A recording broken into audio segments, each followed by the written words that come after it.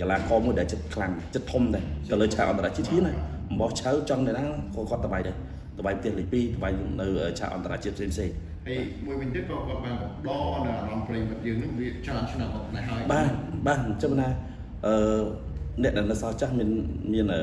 ព្រំសំណាងមានធនរដ្ឋីណាឥឡូវយើងបើសេរីជំនាន់ហ្នឹងជំនាន់ការរំចោកអីហ្នឹងដូចជាវងណយអីហ្នឹងបងជ័យកសលហ្នឹងហ៎ឥឡូវគាត់ខ្លាចជាញ៉ាកដាលវងណយគាត់មានអាជីពបើគាត់លក់ងៀតក្បាច់គេនិយាយថាធនរដ្ឋីវាយប្រឡំយកលុយទៅតម្លៃអូយបងប្អូនហ្នឹងបងប្អូនសាកមកចាំតែហាត់វាយបងប្អូនគាត់ថាមកធ្វើមកអតៈសម្រាប់ការហាត់ក៏បានដែរដឹងថាហត់ប៉ុណ្ណាបែកខ្យល់ក៏ពិបាកក៏ហត់ពេលយើងសមធម្មតាក៏ហត់ពេលយើងតតស៊ីបក៏ហត់ចូលស៊ីបក៏ហត់ធ្វើរាងកាយក៏ហត់តឡាចូលមកសិនអញ្ចឹងវាមិនស្រួលទេវាអត់ស្រួលទេណាអញ្ចឹងបងគាត់ណាមើលទាំងភ្នែកអាហ្នឹងគឺថាចេះចុះហើយអញ្ចឹងមកថាការរិះគន់មានគ្រប់ជ្រុងចម្រិតមានគ្រប់ចំណុចតែបើថាអនុវត្តតវិញគ្នាអ្នកអភិវឌ្ឍតអ្នកអនុវត្តតគឺគ្នាពិបាកបាទថាព្រោះទីកពេលក្នុងកន្លងទេមកយកទៅលុយយើងណាមិនទេលុយចឹងនិយាយថាគាត់ខិតខំយូរដែរហើយលើស្អីវិញឥឡូវគាត់មានអីខ្លះទៅទៀតបាទនឹងជារឿងធម្មតាមិនអីក៏ច្រើនចំណុចដែរបាទមិនអីទេជាការលើកឡើងរបស់បងប្អូនយើងមិនអាចទៅហាមគាត់លើកឡើងទៅលើបញ្ហានឹងបានទេតែបើគួរអាចថាអធិស្ឋានគាត់បានគួរតែអធិស្ឋានទៅព្រោះគាត់ជាតែទៅមិនធនធានបើលោកតាមដោយសារការប្រកួតរបស់បរាជ័យច្រើនក្នុងរងការរិះគន់ពីសំណាក់អ្នកនិយមគុណខ្មែរអ្នកស្រឡាញ់គុណខ្មែរមែនតើបើតាមចិត្តលោកគ្រូបើចង់ឲ្យគាត់ឈរនៅអាជីពនេះរៀងមាំតមយូរឆ្នាំគ្រូចង់ឲ្យគាត់សម្របទៅអូក៏ចង់ឲ្យគាត់ធ្វើយ៉ាងណាដែរបើជាវ័យចាស់ដែរហើយវ័យចាស់ដែរបាទគាត់ថាកំដរឆាកទៅកំដរគីឡូ77 78ហ្នឹងទៅគាត់បាយចិត្ត9បាទអញ្ចឹងគាត់កំដរប៉ុណ្្នឹងសិនទៅហើយកណ្ណាមួយគាត់មានកូនគេថាឌីងកាយកាន់តែមានវ័យជ្រេទៅណាអញ្ចឹងទៅប្រកាន់គាត់កើតទៀតក៏អត់កើតដែរអញ្ចឹងទុកគាត់ជាកីឡាករប្រភេទល្អដែរដើម្បីមក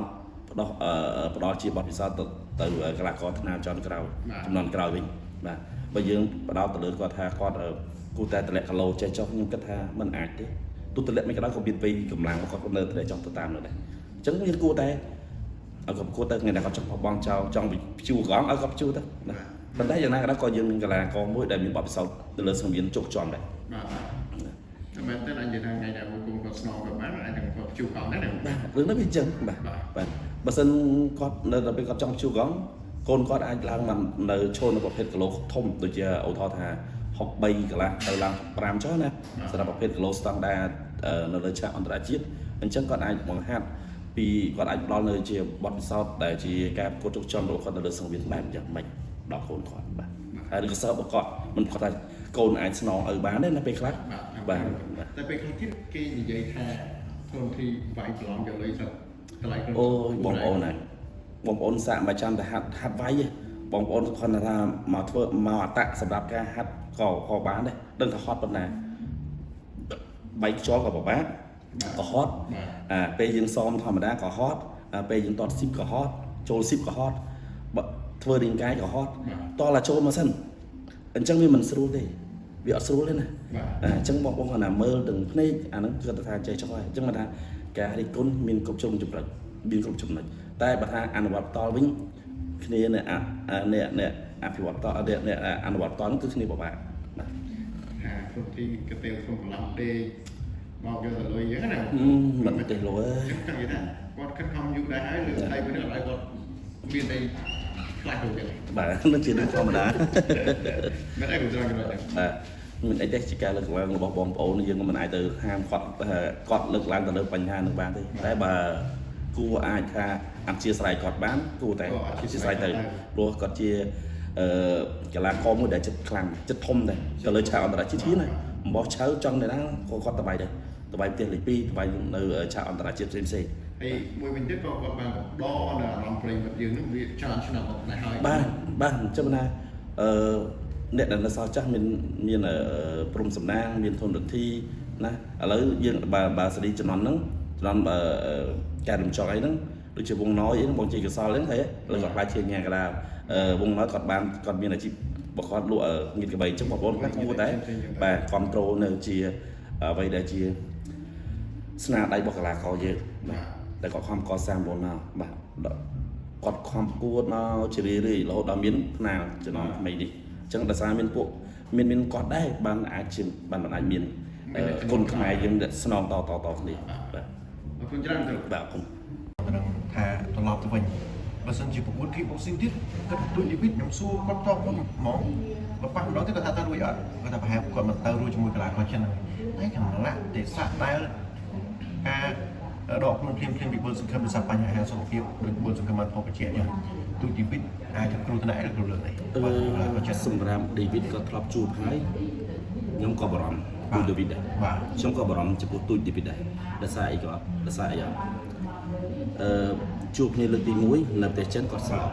បាទមកជួបគ្នាលើកទី2គាត់បានចាញ់បន្ទុកបែបគុណខ្មែរបែបគុណខ្មែរអាហ្នឹងយើងមានការដោះដូរនៃការចាប់ជង្គង់វាយកែងណាបាទតែបើមកជួប kickboxing ខ្ញុំមិនសូវធានាប៉ុន្មានកីឡាករនេះខ្ញុំមិនសូវធានាដែរហើយណាមួយបើសង្ឃឹមគឺគាត់ថារដូវនេះគឺរដូវធ្លាក់ភ្លៀងបាទវាមានប៉ះពាល់សុខភាពមានកាលណាយើងបដាសាយស៊ូតយើងអត់សូវបើកទេអញ្ចឹងភាពហត់វាតោងមកលឿនបាទអញ្ចឹងបើស្គឹមគាត់អត់មានគាត់សុខភាពគាត់អត់ល្អគាត់អត់ចេញអ្នកទូថ្មបាក់គឺទូច David អញ្ចឹងភារកិច្ចធ្ងន់ធ្ងរណាស់សម្រាប់ទូច David ធ្ងន់តែសារគាត់ឯងគាត់ហ៊ានឈប់បាទគាត់ហ៊ានតែមួយរយៈក្រោយនេះក៏យើងកុំប្រមាថទៅលើទូច David អត់បានទេទូច David មួយរយៈនេះគឺគាត់ឡើងជើងខ្លាំងហើយណាមួយគាត់បានហាត់ kickboxing ជាមួយនឹងគ្រូចិនតដែរហើយគ្រូចិនគាត់ធ្លាប់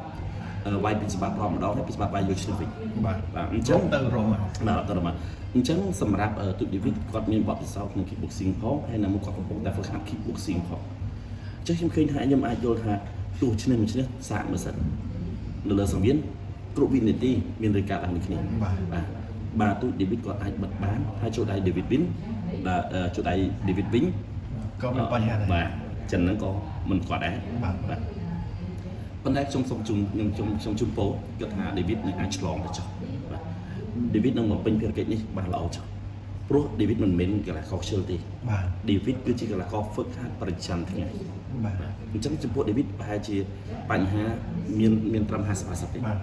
បើលក្ខណៈថាធ្វើមិនយកជួយជំនះបានតែធ្វើឲ្យ fan ពេញចិត្តដែរបាទសម្រាប់ David គាត់ប្រកួតលើកណាគឺ David មិនដែលវាយលំទេបាទ David គឺគាត់បញ្ចេញឲ្យអស់បាទអញ្ចឹងនេះគឺការប្រកួត kickboxing ណាបាទអញ្ចឹងខ្ញុំសង្ឃឹមថា David គាត់នឹងអាចទប់ឬក៏អាចចាប់យកជ័យជំនះទៅលើកីឡាករចិនរូបទាំងបាទមួយវិញទៀតរបស់បើសិនជាលោកគ្រូមើលឃើញថាគីឡូ60នេះស្រុកខ្មែរឯការប៉ះជួយកបៃព្រៃខ្ញុំមើលឃើញថាបើនិយាយក្បាច់ស្និតគេមិនខ្វះទេតែគាត់ពេលហ្នឹងគាត់រៀងអស់សុខជាងគាត់កិច្ចប្រប្រាស់ទៅមិនខ្វល់គាត់រងនៅអាវុធរបស់ពេជ្រសម្បត្តិអាចសន្លប់ចុះបើគិតថាការប៉ះគ្នាម្ដងទៀតមិនថាគុណខ្មែរ kickboxing ទេគ្រូមើលឃើញយ៉ាងម៉េចដែរបើកីឡាករចិននេះប៉ះមួយពេជ្រសម្បត្តិកីឡាករចិននេះគឺពិបាកស្មានបន្តិចបាទនៅពេលគាត់ធ្លាប់ប៉ះពីសម្បត្តិនោះគឺគាត់អត់តាមដឹងពីសម្បត្តិបែបម៉េចបាទឥឡូវនេះគាត់ដឹងច្រើនហើយអញ្ចឹងដល់ពីសម្បត្តិប៉ះគាត់ក៏មិនប្រកបដែរណាបាទមិនគាត់ថាអាចពីសម្បត្តិមានព្រៀប 100% ទៅលើគាត់នឹងស្រងទេអញ្ចឹងកីឡាករនេះបើសិនជួបគ្នាម្ដងទៀតគូនឹង50%ទេហើយសម្បត្តិយើងមកស្ថិតនៅក្នុងទម្រង់ kickboxing យើងបានតែដៃគាត់បានតែជើងហើយគាត់ក៏របៀបដែរអញ្ចឹងគាត់ដេផ្លាសេចេញបាទដេផ្លាសេចេញចូលឆាកធ្វើស្ដាំរោនបាទអញ្ចឹងសង្ឃឹមនេះតតអាសិនបាទគឺយើងមិនអាចសន្មតថាមិនអាចឈ្នះពីសម្បត្តិទេ no បើកីឡាករមិនជួបជំនួបជាលើកទី2ទេមិនប្រកបទេព្រោះគេមួយថ្ងៃគេហាន់អាប់ដេតទៅគេអាប់ដេតបាទអាប់ដេតទៅតាំងពីគេវាយ kickboxing ដល់គេចេះវាយគុណខ្មែរបានទៀតនេះជាជំនួយគួរឲ្យគាត់សម្គាល់ពី kick បានទៅវិវត្តទៅរកគុណខ្មែរបាទអញ្ចឹងកីឡាករចិនរូបនេះខ្ញុំជឿថាបើជួបពីសម្បត្តិក៏ផ្ទុះដែរបាទហើយសម្រាប់វិបត្តិសង្ឃឹមគឺគាត់អត់តជួបអានឹងជារឿងធម្មតាព្រោះពេលនេះបើសង្ឃឹមគាត់មានបញ្ហាសុខភាពបាទវាចំរដូវកាលយើងនេះរដូវវស្សាផងហើយភ្លៀងធ្លាក់អញ្ចឹងសុខភាពក៏អត់សូវបានល្អដែរបាទចឹងងាកមកពីសម្បត្តិវិញបើជួបក្នុងចំនួនណាមួយគាត់ថាសម្បត្តិគាត់តឹងដែរពិសេសគឺលីឌីសិនលីនេះតើទូច David អាចធ្វើបានល្អសម្រាប់ជាមួយនឹងកីឡាករចិនដែលជាអតីតគូប្រកួតចំនួន2ដងមួយចាញ់សន្លប់មួយទៀតចាញ់បន្ទុកហើយមកតម្រង់ដូចឥឡូវទី1ចឹងបាទនៅប្រទេសចិនចឹងជឿស្គមថាពុកម៉ែបងប្អូនប្រិយមិត្តដែលគ្រប់គ្រងវិស័យ kickboxing វិស័យគុណខ្មែរនឹងជួយលើកទឹកចិត្តដល់ទូច David សម្រាប់ការប្រកួតនៅល្ងាចនេះបាទអរគុណច្រើន